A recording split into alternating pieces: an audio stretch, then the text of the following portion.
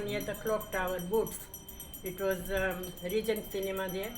They had a restaurant upstairs, dance hall and everything. And we used to go there and dance. I could dance each and every type of steps and everything. I learned it here. What, like which dances? Do you remember? Samba. The samba? Big steps. And would you wear your sari for those? Yes, all the time. My age is different. My heart is 14, my brain is 12, my body is 80. Islam doesn't allow to have relations without marriage. That's prohibited by religion. And that's the only things I'm sure 100% was different from our culture. I was surprised at the way in which young people were walking down the street, holding hands, kissing openly, because that's something that wasn't done at home. You know, Where are you from, Shirley? I'm from Guyana, South America. And at what stage? I mean, in if your you life? wanted to do anything like that, it had to be in the evening when nobody could see you. You would never walk down the street. You would never walk down the street openly. I've never seen anyone walking down the street openly, holding hands and kissing, and I was amazed. You didn't have mum and dad or anybody else watching over you, so you What did you get up you to? did well, I'll be telling. How old were you when you had your first baby? 15, nearly 16. 16. Which is normal in Chile. Yeah. Some more than 14. Mentality of the past. I mean, I like the past, but in another part, I not like the past. To me, I think it's too young for the girls to have babies. And in that way, I like English culture because you could have freedom to have your children later in life. And we have to be so careful with our daughter. And we was lucky because she had the first baby now at 36 years old. Ya conocí los signos del zodiaco, uno por uno toditos los traté. Por eso creo poder yo conocerlos, porque al derecho con todos fracasé. And when you were living in British Ghana as a child, did you feel like a British citizen? No, you didn't know what a British citizen felt like. British Guiana was a You can look at me, British look at me. colony Yeah, at that time, yeah.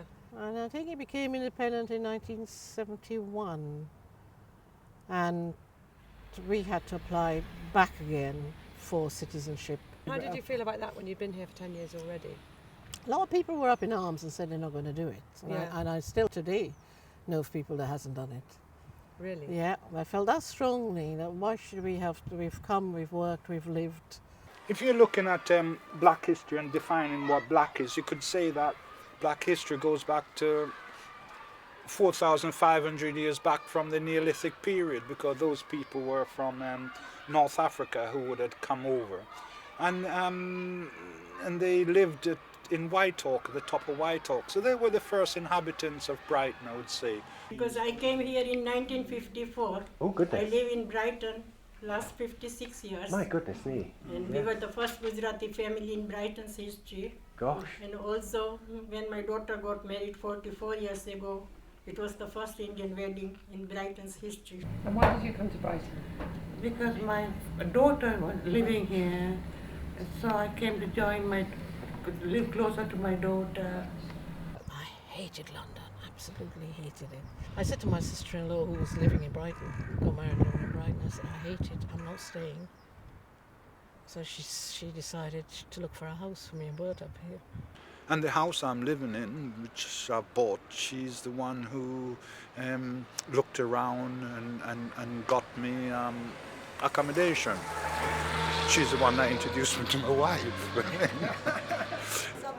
I've visited a sister of mine that lived near the seafront, and I came up to see her and loved it.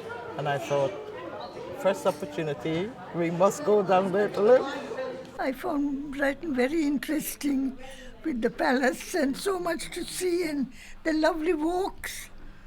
And now I have a friend who comes and takes me in the wheelchair all over the place. That's why I say now things have changed so much.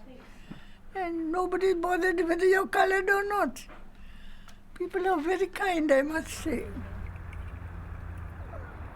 Did you meet people through coming up here? Yeah, I met all the people while I'm here working. They used to come and help me out. So your piece of land gives you a sense of belonging? Yes, my space, yes. You're all chatting and they get to know me. All the neighbors around, they coming over and talk to me, have a little chat. We exchange plants, exchange vegetables. It's lovely here. I'll be having this plot forever till I die.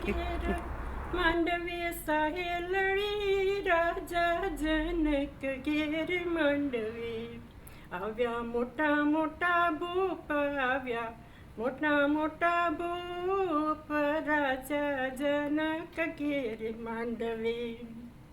It was about Lord Rama. He was getting married. I remember the wedding of Charles, the celebration in the street, and this big celebration in the backyard of our house. All neighborhood bring food, and the area was beautiful. I was so lucky. In the beginning, I started to invite my neighborhood come to my place. Yeah. Only I can help people. Yeah. From my food and a little bit talk with them about my country. The English nursing students, were they interested in your story? Yes, they were. And we all mixed. All the girls are mixed. You even had some of the girls say, look, we're going home for the weekend to Mum and Dad. Mum and Dad doesn't mind. You can come for the weekend with us. We've all made friends.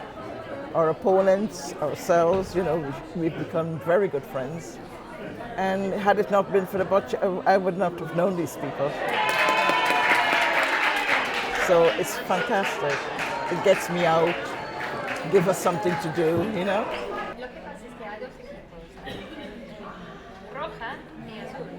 It has been going for a long time, but it only had 4 people in it.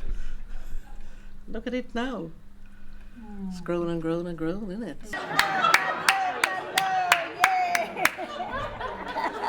And I'm proud to be a member of all these people and to know them. She looks forward to this. All are wonderful people here. Every Wednesday night she brings me a home. And if you can't come out, we'll come and pick you up. Okay, what's it? Taxi You got to remember, all these people here dedicated their whole life to this country. Not only them, but you go into the library and the museum next week, you'll see what their grandfathers or their fathers has contributed. They fight for freedom and liberty, and there's 54 of them cremated at the Chatry and another 19 in Woking. So you can see that historically the BME people has always contributed much more than people think we do.